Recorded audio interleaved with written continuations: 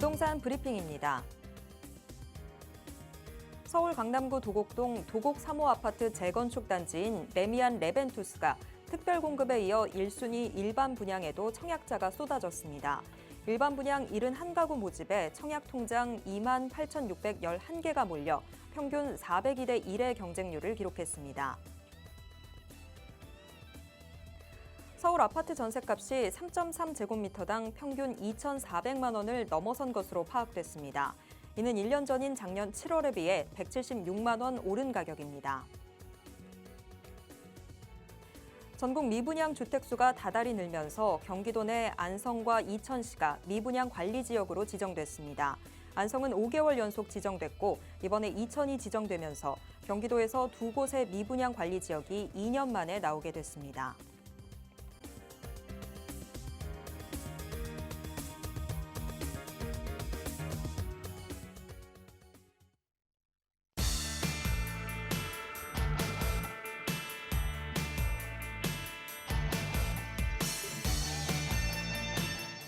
여러분 안녕하세요. 부동산 고민 무엇이든 물어보세요. 진행의 최슬기입니다. 지난달부터 신종 코로나19 감염자 수가 급증하고 있다고 합니다. 이번 변이는 면역 회피 능력이 뛰어나서 전에 코로나19에 감염된 적이 있다고 하더라도 또 백신 접종을 맞아서 항체가 형성됐다고 하더라도 재감염될 가능성이 굉장히 높다고 합니다. 그래서 벌써 매주 약 2배가량 감염자가 늘고 있다고 하는데요. 우리 모두 개인 위생 관리 정말 철저히 신경 써서 다시는 팬데믹 같은 상황은 만들지 않았으면 좋겠습니다. 자, 지금 부동산에 대한 고민 있으신 분들은요. 지금 바로 02-2638-3971번으로 전화 주시거나 샵 3989로 문자 보내주시기 바랍니다. 저희가 빠르고 명쾌한 해답 드리도록 하겠습니다. 그럼 부동산 고민 무엇이든 물어보세요. 지금 바로 시작합니다.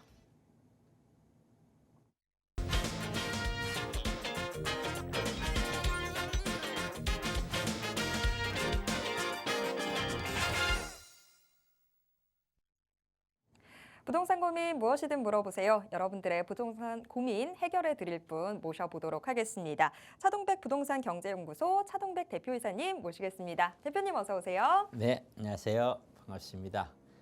여름 시간인데 우리 시청자분들은 휴가 다녀오셨는지 모르겠습니다. 연일 찜통더위라서 다들 좀 생활하시기 굉장히 불편하실 것 같습니다. 자, 이 부동산 시장 여러분들은 어떻게 보십니까? 저는 부동산 시장을 계속해서 너무 위험하다라고 보고 있는 사람 중에 한 사람입니다. 그래서 적극적으로 무조건 매수를 해라 이렇게 권해드리지는 않습니다. 정말 조심하고 안정적인 투자를 해라 이렇게 권해드립니다. 오늘도 1시간 동안 여러분들의 고민 해결 잘 해보겠습니다. 네, 정말 지난주부터 전 세계가 정말 느닷없이 경기 침체 우려 이 이슈에 휘말려 들어가는 모습이었습니다. 하지만 차동백 대표님은 계속해서 이 부분에 대해서 경고를 좀 해주셨었죠. 자, 이렇게 차동백 대표님의 시장을 보는 이 해안, 여러분들도 좀 배워갈 수 있는 자리들이 준비가 되어 있습니다. 계속해서 차동백 대표님이 무료 세미나 준비해주고 계신데요. 이 무료 세미나에서는 어떤 이야기 들을 수 있는지 이 부분도 저희가 좀 소개를 받아보도록 하겠습니다. 네, 제가 계속해서 부동산 시장에 위험하다. 안전한 수익형 부동산 이외에는 어떤 것도 하지 말 이거를 수년째 이야기하고 있고요. 그 상황에서 이게 경기 침체란 용어는 제가 사용하기 시작한 지는 한 달 정도 됐지 않았나 싶은데 아예 제가 세미나 제목을 경기 침체에 대비하자라고까지 얘기했죠. 과연 침체가 올지 안 올지 그거는 아무도 모릅니다. 와봐야 아는 것이고요.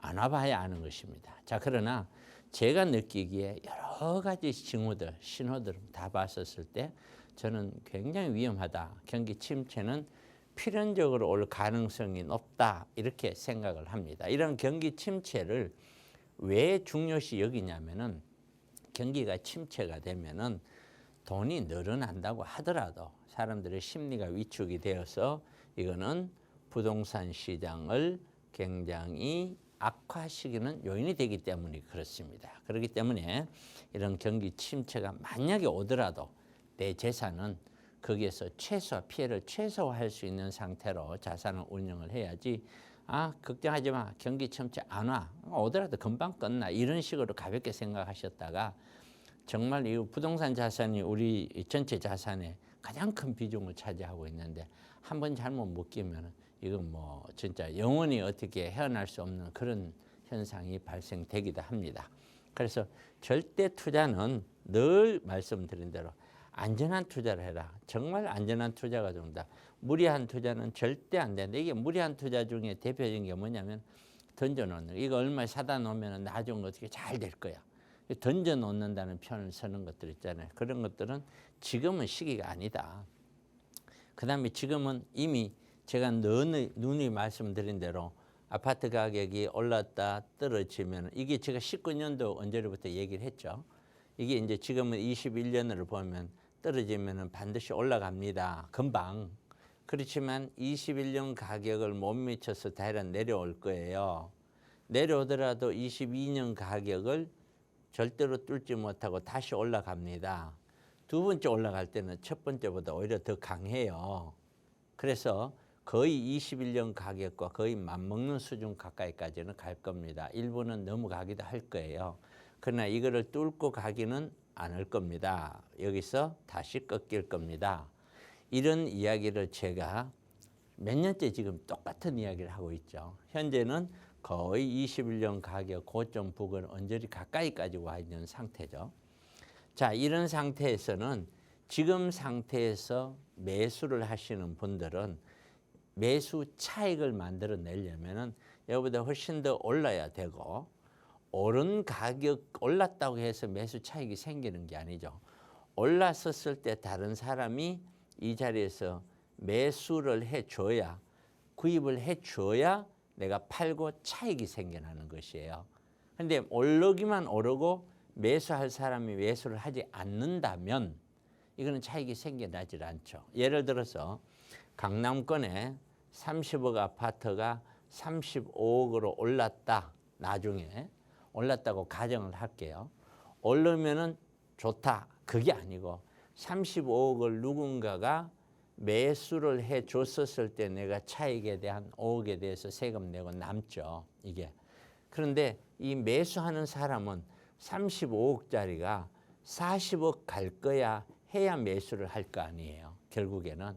그렇기 때문에 지금은 가격이 상승 아닌 반등이고 가격이 올란다고 하더라도 차익 실현은 굉장히 어렵다.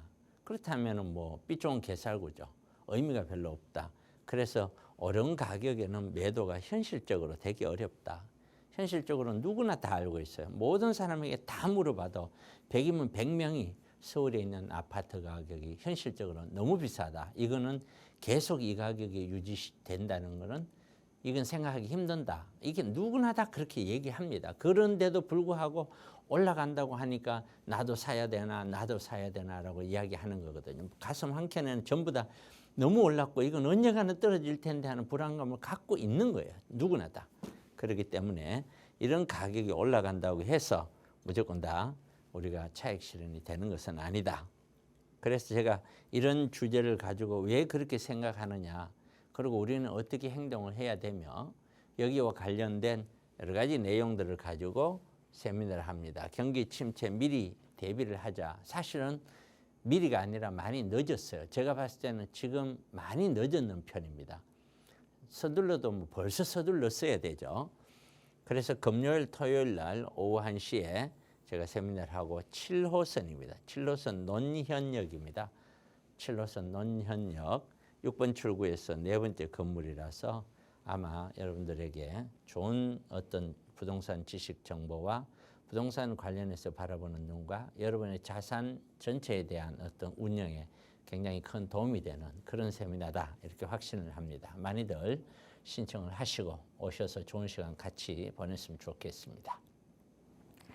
네, 이번 한 주 정말 대표님의 경제 전체를 꿰뚫어보는 눈이 빛났던 한 주였던 것 같습니다. 정말 이제는 경기 침체에 대해서 다들 대비를 좀 해두셔야 될 것 같은데요. 어떤 식으로 대비할 수 있는지 세미나에 오시면 정말 자세한 방법들 알아가실 수 있습니다. 함께 보시면 좋을 것 같습니다. 다만 오시기 전에 미리 전화를 좀 주시면 좋을 것 같습니다. 02-2638-3971번으로 전화 주시면 어떻게 참여하실 수 있는지 상세한 안내 도와드리도록 하겠습니다. 자, 그리고 부동산에 대한 고민 있으신 분들도요, 지금 같은 번호로 전화해 주시기 바랍니다. 여러분들의 부동산 고민 속 시원하게 해결해 드리도록 하겠습니다. 이제 그럼 본격적으로 우리 시청자 여러분들의 부동산 고민 해결 도와드리도록 하겠습니다. 지금 전화 연결되어 있는데요. 전화 바로 받아보도록 하겠습니다. 여보세요? 네, 여보세요? 네, 안녕하세요. 네, 안녕하세요. 네, 오늘 어떤 부동산 고민 있으세요?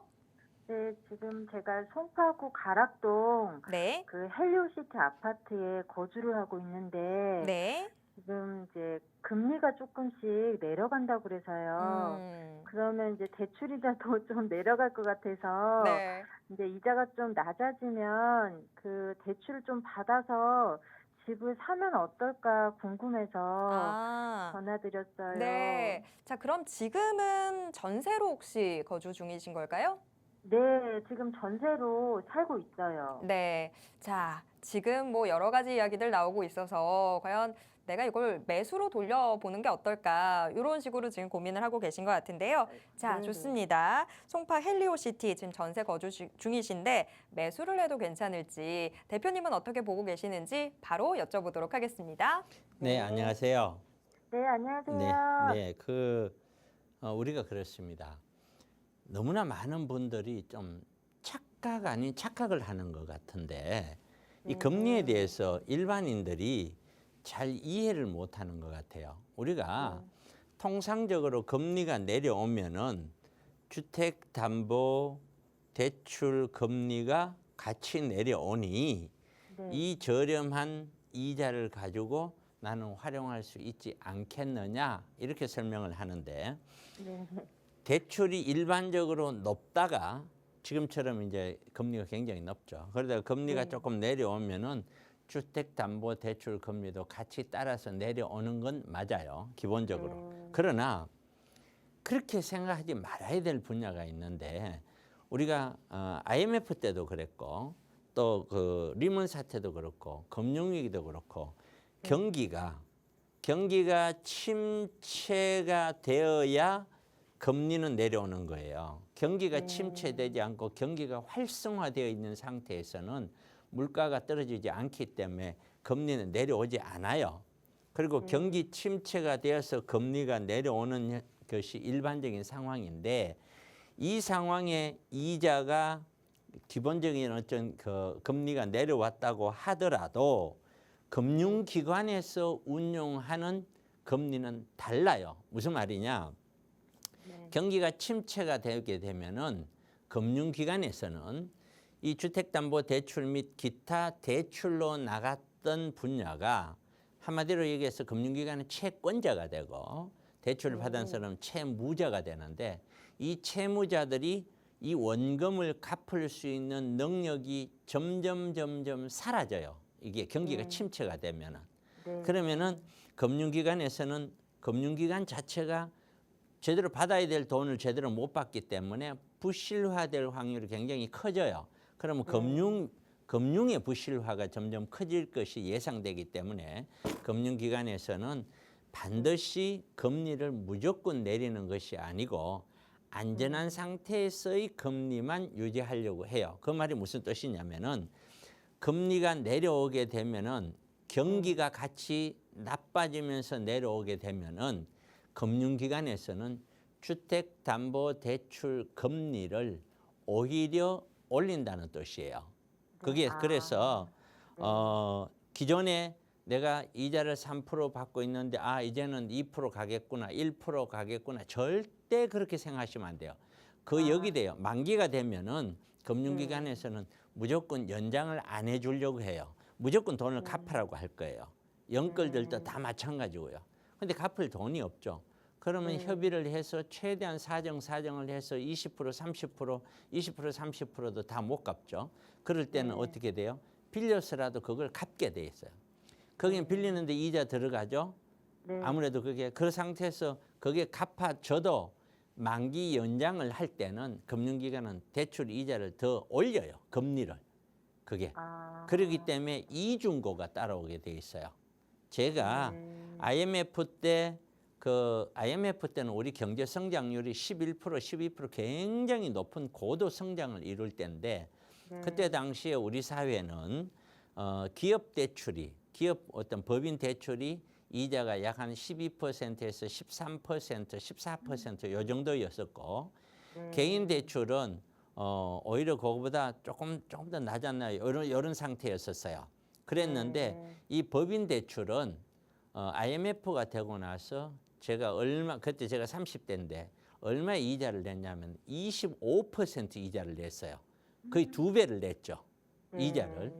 그것처럼 개인의 어떤 전체 국가에서 운영하는 어떤 기준금리만 생각하시면 안 되고 궁극적으로 대출이라고 하는 거는 금융기관에서 해주는 것이에요.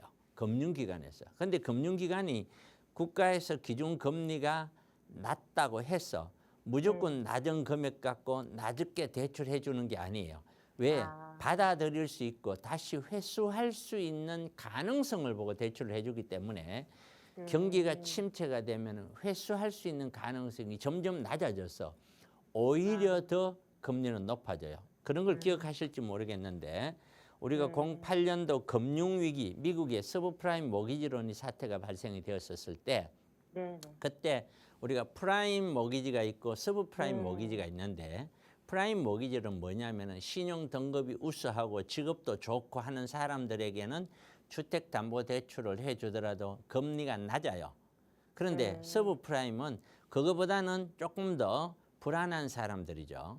급여도 네. 조금 작고 신용 등급도 약간 떨어지고 이런 사람에게는 똑같은 주택담보를 해도 이자를 더 높게 해줬어요.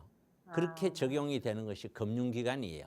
그래서 금융기관의 이자는 큰 틀에서 국가에서 운영하는 금리에 연동되어 가는 건 맞지만 가장 핵심적인 거는 경기예요. 경기가 나빠지면은 대출을 받고 있는 사람들에 대해서는 금융기관은 굉장히 차갑게 들어와요.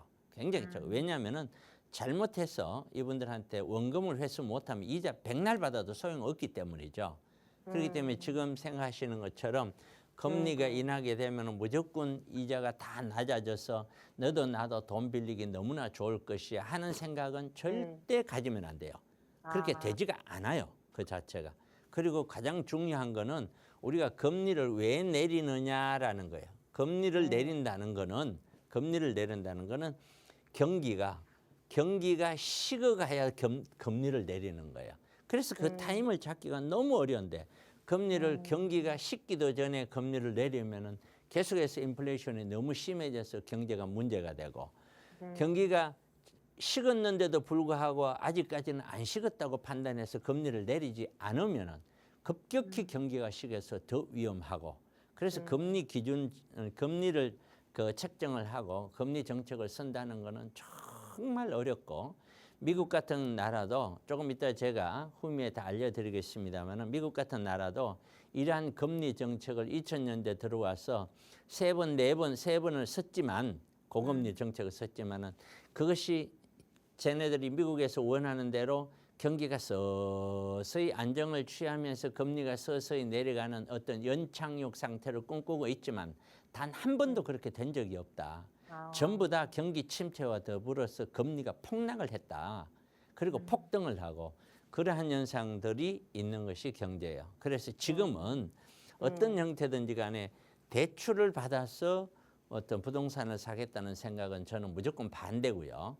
물론 뭐 대출이 내가 전혀 부담 없는 뭐 1, 2억 내 수입도 충분히 있고 내 주택 금액에 뭐 한 10%, 20% 안쪽 뭐 이런 정도 같으면은 충분히 어느 정도 수용할 수 있을 거라고 나는 생각이 드는데 위험을 해도 그걸 갚을 수 있는 능력도 있고 그런데 지금의 연끌들처럼 50%, 80% 이거는 자칫 잘못했다가는 인생 전체가 망가질 수 있는 그만큼 위험한 대출 수준이기 때문에 네. 그렇게 생각하시는 거는 조금 위험하다. 그래서 지금은 아무 네. 생각하시지 말고 그냥 네. 사태를 지켜봐라.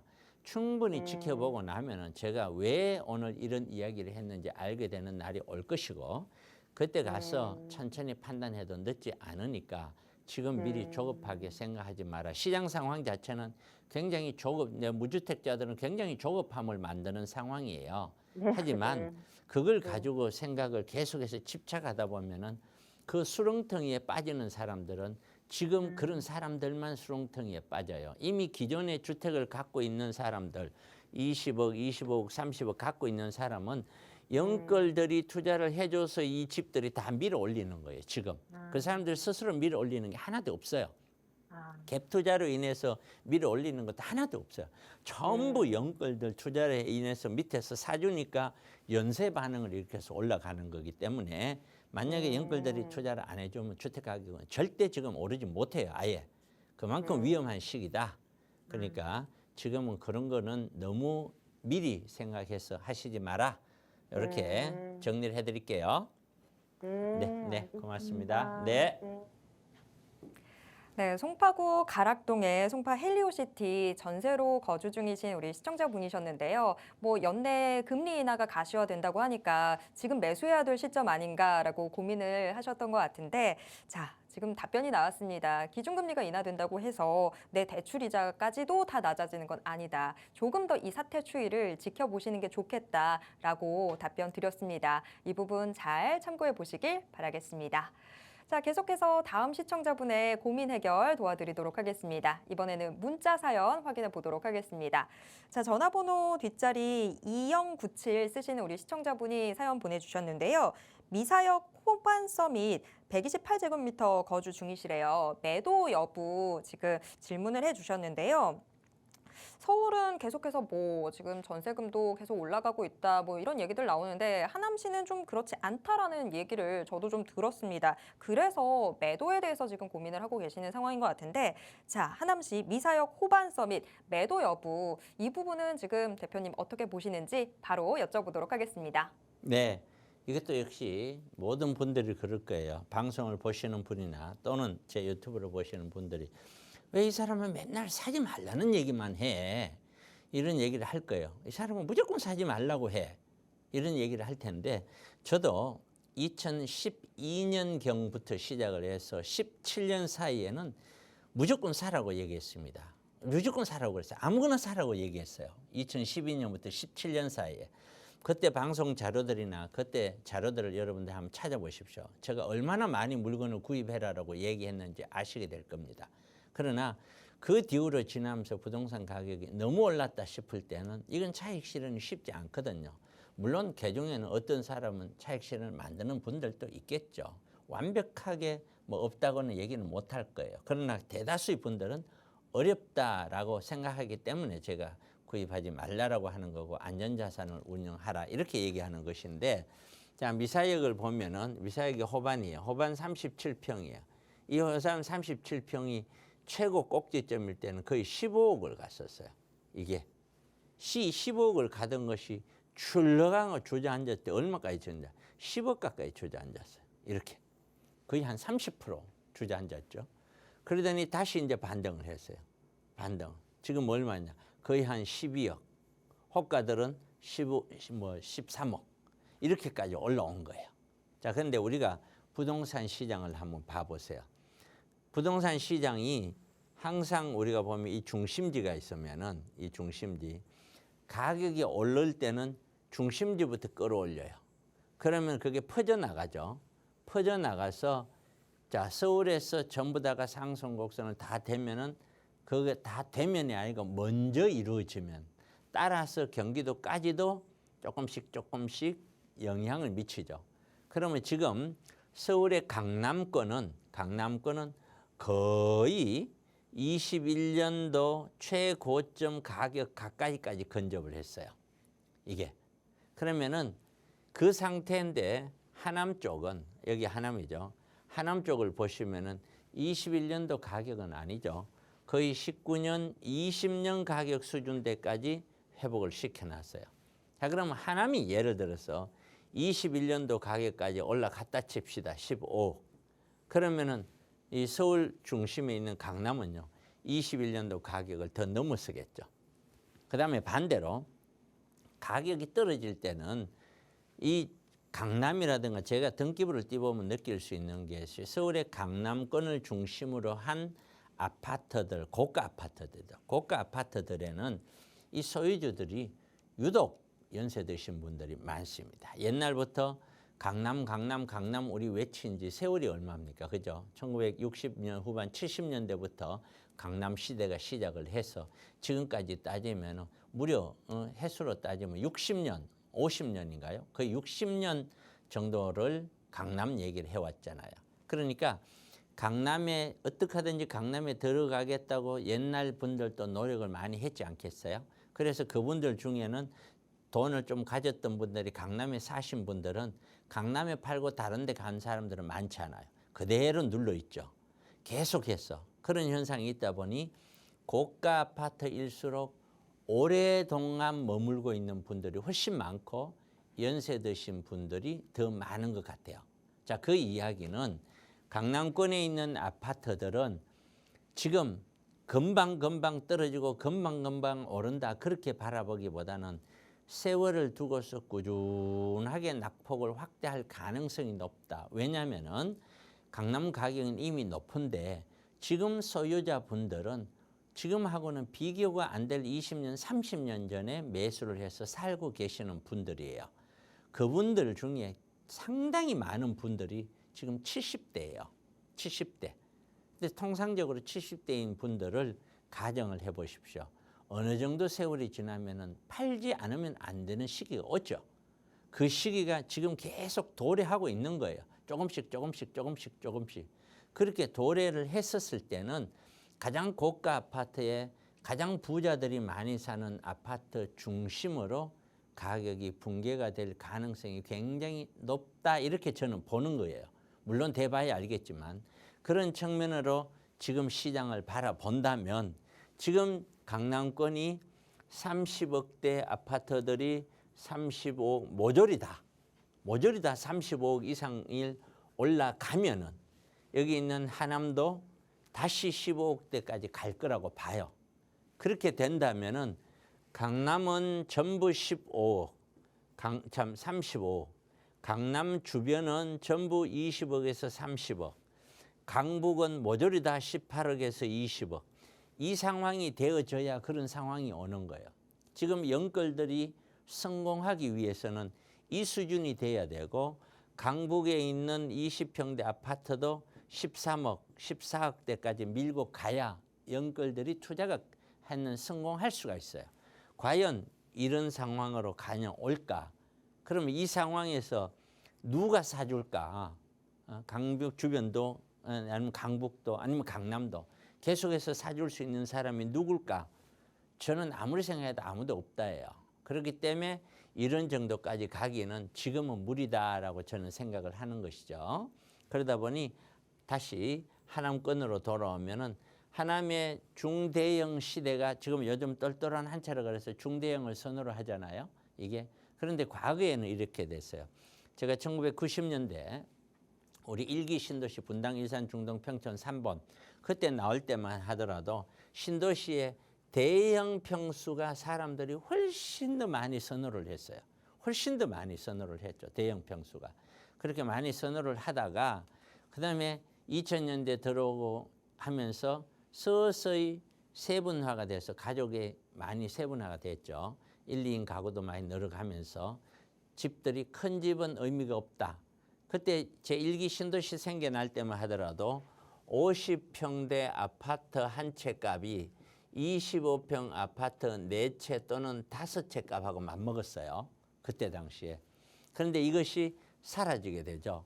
20평대 아파트 2채만 갖고 있어도 50평대 아파트 한 채 값하고 거의 맞먹을 수준 가까이까지 밀어 올렸죠.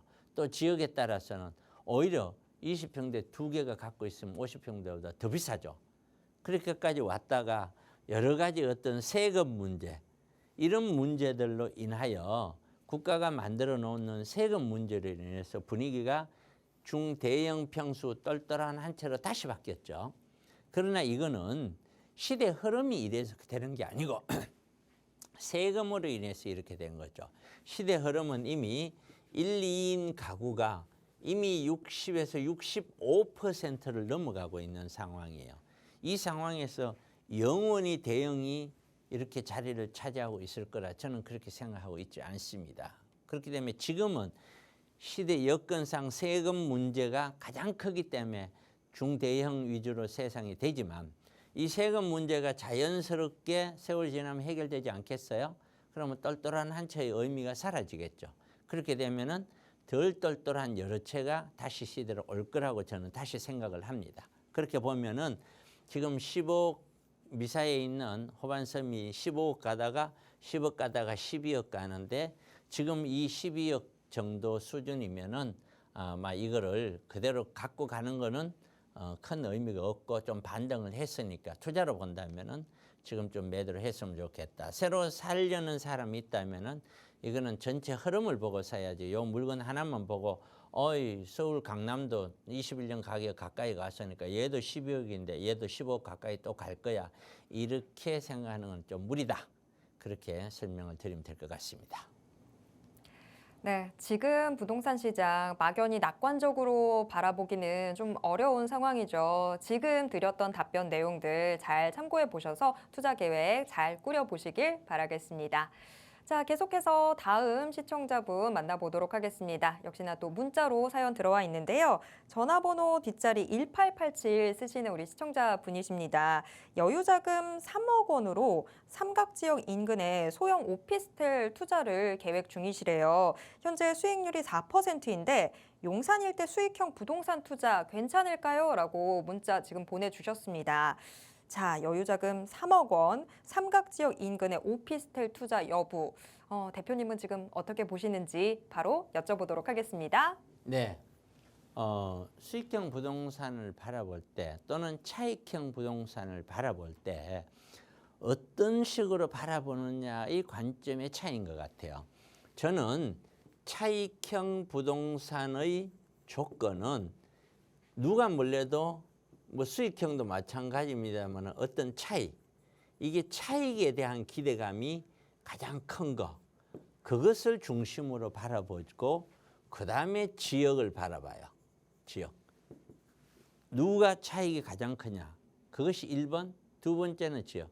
제가 2012년부터 2017년 사이에 제가 신길 뉴타운 중심으로 정말 많은 재개발 투자를 시켜드렸습니다. 저는 개인적으로 부동산 시작을 용산에서 시작을 했어요.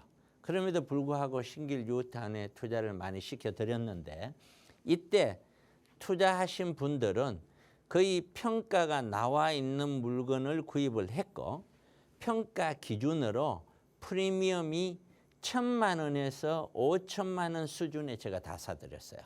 그러다 보니 투자 금액 대비 지금 매매로 계산을 해보면은 수익률이 어마어마하게 나왔어요. 잔금 때도 조합원 추가 부담금도 대출로 커버를 할 수 있었기 때문에 실제 투자 금액 자체는 1억을 가지고 할 수가 있었어요. 그렇기 때문에 수익률은 이건 뭐 1000% 이상씩 나왔다고 봐야 되겠죠. 1000% 이상씩. 그런데 어떠한 투자도 제가 봤었을 때 서울 안에서 그 정도의 수익률을 만들어낸 투자는 없었는데 그때도 이미 신길 뉴타운 쪽으로 제가 소개를 하면 어떤 분들은 신길동 싫다, 동이 싫다, 그 동네가 싫다 이렇게 얘기하시는 분들이 굉장히 많았었어요. 그런 분들은 이 동네를 먼저 보고 수익률을 보는 거거든요. 그렇게 보면 절대로 최고의 수익률은 나오지 않아요. 그래서 우리 시청자분들은 선택을 해요. 나는 지역을 먼저 보고 동네를 볼 거냐, 수익률을 볼 거냐. 2번 수익률을 보고 동네를 볼 거냐, 물건을 볼 거냐. 이런 그러니까 물건 위주냐, 지역 위주냐를 여러분이 결정을 하셔야 돼요. 투자를 할 때는. 저는 물건 위주예요. 차익형 상품은 지역 위주가 아닙니다. 돈이 되는 걸 사는 것이지 좋은 동네를 가는 것만은 아니에요. 거기에 가지 말라는 뜻이 아닙니다. 저희 기준은 그렇다는 거죠. 자, 그렇다면은 우리가 수익형 부동산은 그러면 어떻게 봐야 되느냐? 차익형을 이렇게 보면 수익형 부동산은 제가 늘 얘기하는 것이 있죠. 가장 중요한 것이 수익률. 수익률. 2번이 공실률. 공실이 얼마나 있냐? 3번이 환금성. 얼마나 팔 수 있느냐. 이거 세 가지를 보고 저는 들어가라라고 늘 얘기를 하고 있죠. 시세 차익을 보고 들어가는 상품은 아닙니다. 수익형 상품은. 그것이 세월 지나면 일부씩은 시세 차익이 나오지만 그런 건 아니다. 그렇다고 보면은 이런 수익형 부동산에 대해서 보면은 1번이 수익률이에요. 그런데 지금 아까 보니까 용산의 수익률이 4%라고 하는데 4%면은 서울에서 제일 수익률이 낮은 거예요. 역으로 얘기하면은 그 수익률 대비해서 가격이 너무 높다는 뜻이에요. 다른 지역에 가면은 5%, 5.5%씩 나와요, 지금. 그러면 굳이 그렇게 수익률 개념이 낮는데 용산이라고 산다? 도대체 이해가 안 가죠, 저는. 아니, 오피스텔이 무슨 개발이 되는 것도 아니고 차익이 나는 것도 크게 아닌데 일부 차익은 납니다, 오피스텔도 반드시. 그래서 과거에는 물건을 잘 살 때 아예 갭 투자로 3천만 원 내외 했는 이런 갭 투자는 전세 상승만 보더라도 그 갭 투자만큼은 더 올라갈 거로 예상되니까 이 투자 금액 대비 수익률은 100%를 기대할 수 있었던 거죠. 그런 정도의 갭 투자는 하셔도 되는 거고 지금도 오피스텔은 많이 떨어져 있고 많이 떨어져 있는 상태에서 물건을 잘 골라서 갭 투자 들어가더라도 괜찮아요. 지금은. 떨어지기 전에는 갭 투자가 의미가 없었어요. 그러나 지금은 떨어져서 의미가 있고 아울러서 가격이 떨어지면서 월세는 오르다 보니 이 수익률이 서울에는 굉장히 높게 올라왔고 앞으로도 계속 올라갈 것 같습니다. 그렇기 때문에 저는 용산에서 오피스텔 사는 거는 반대다. 그러나 서울 전역에서 보시고 수익률 보시고 공실률 보시고 정말 괜찮은 물건이 있다면 적극적으로 오피스텔은 매수를 해라. 이렇게 누누이 지금 몇 년째 그렇게 이야기하고 있죠. 그렇게 설명을 드리도록 합니다.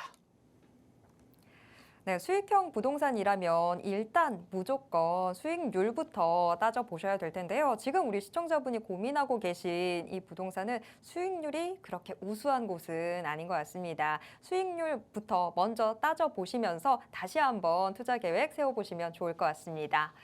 자, 저희가 또 이번 주 세미나 안내와 함께 한 주간에 있었던 부동산 경제 이슈들 좀 정리를 해보면 좋을 것 같은데요. 대표님 자세하게 부탁드릴게요. 네, 제가 여기 금리와 부동산 요 그래프를 제가 지금 한 3주째 계속해서 갖고 나와서 설명하는 것 같은데요. 다시 한번 보시면은요, 이게 파란색이 미국 금리예요. 따라가는 것이 미국 금리 따라가는 것이 한국 금리죠. 금리를 다 보시면은 자, 이렇게 제가 잘라놓고 볼게요. 이런 기간을 다 잘라놓고 보면은 자, 가격이 이 상승기 올라갈 때는요, 금리가 올라가나 내려가나 올라가나 올라가요. 우리 부동산 시장은요. 그다음에 하락기를 이렇게 보면은 금리가 내려오나 다시 한번 이 그래프가 조금 뭐 한 것 같으니까 좀 지우고 나서 다시 한번 해보죠. 자, 다시 한번 봅시다. 자, 보시면은 자, 여기 좀 다시요. 자, 여기 이 구간을 보면은 가격이 내려오는 구간은 금리가 내려와도 금리가 올라가도 금리가 내려와도 내려오죠. 그리고 올라가는 구간은 마찬가지예요. 금리가 내려도 올려도 내려도 올려도 올라가요. 그게 무슨 얘기냐? 무슨 얘기냐? 결국에는 우리가 이러한 것들을 바라보는 시각의 문제인데 금리라고 하는 거는 우리가 부동산 시장에 뭐 금리가 내리면 무조건 아파트 올라간다. 금리가 올라가면 무조건 내려온다. 이런 시각으로 바라보는 게 아니죠. 현재 시점에서 우리가 부동산이 어느 정도 단계에 와 있느냐에 따라서 다른 거죠. 그래서 자, 다시 한번 보시는 바와 같이 예를 들어서 우리 부동산이 지금 현재 시점에서 고점 부근이냐 저점 부근이냐 고점 부근이냐 저점 부근이냐에 따라 다르다는 거죠. 지금은 고점 부근이잖아요. 과거 2008년도 전후가 고점 부근인 거예요. 이 고점 부근에서 찍고 하락을 할 때는 무슨 금리가 내려오든 올라가든 무조건 내려오는 거다. 이렇게 인식하는 것이 훨씬 더 합리적이죠. 그렇게 보시면 되는데 자, 보시는 바와 같이 주식시장이 어찌됐든 굉장히 크게 폭락을 했습니다. 자, 이거는 이미 우리 경제에, 세계 경제에 이미 한번 충격을 확 준 거예요.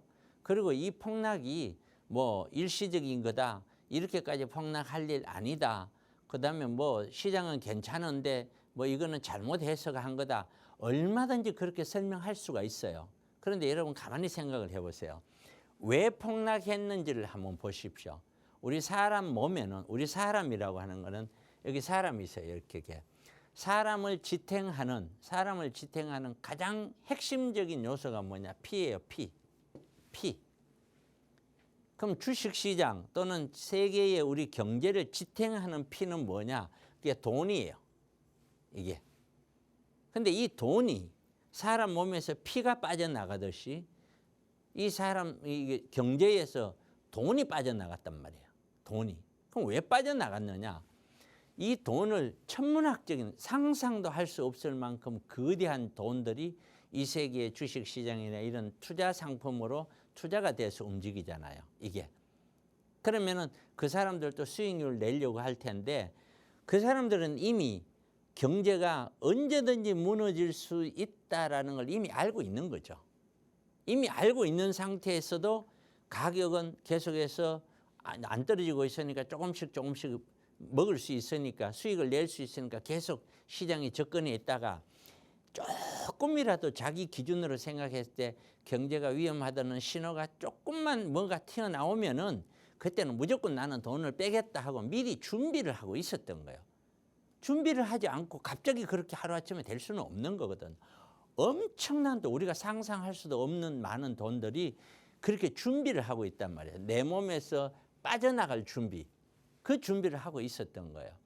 그러니까 그 사람들 눈에는 이 시그널이 경기가 위험하다라고 하는 건 벌써 알고 있는 거죠. 벌써 알고 있는데 어느 시점에서 내가 피를 뺄까 하는 것만 기다리고 있었던 거예요.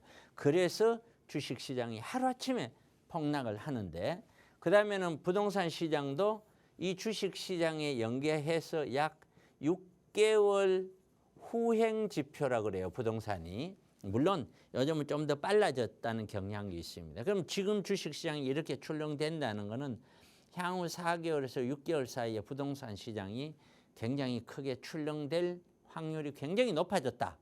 그렇게 볼 수 있는 대목이죠.